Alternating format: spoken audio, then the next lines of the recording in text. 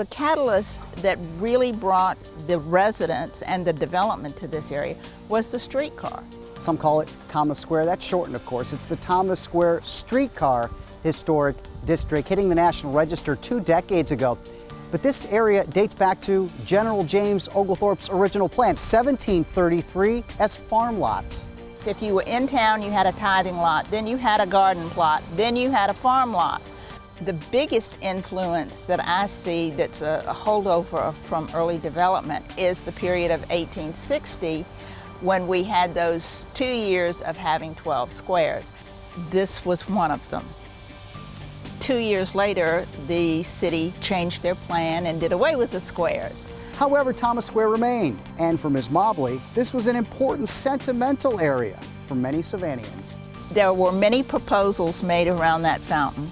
I learned how to roller skate in this park. My mother learned how to roller skate in this park.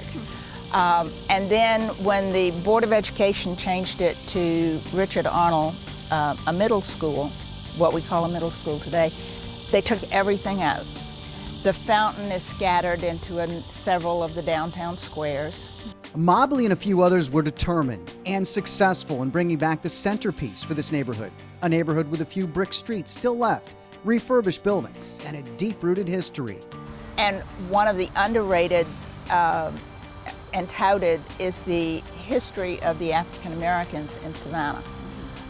There are very few people that know that St. Mary's home, which now doesn't exist, was originally on Havisham Street. Or they don't know about Mother Matilda Beasley, who donated the land. The Georgia Infirmary is a fantastic contributing factor to the history of Savannah. Thomas Square Streetcar Historic District is a perfect mix of residential, commercial, and public buildings. It's home to Sacred Heart Church, built in 1902, the Little Sisters of the Poor Convent, started in 1894, and the Lawton Memorial, 1898. From Anderson on the north, south to Victory Drive, East Broad Street, west to Montgomery, lies an important piece of Savannah's history and future. Proximity to downtown is proximity to neighborhood businesses. It just has a good neighborhood feel.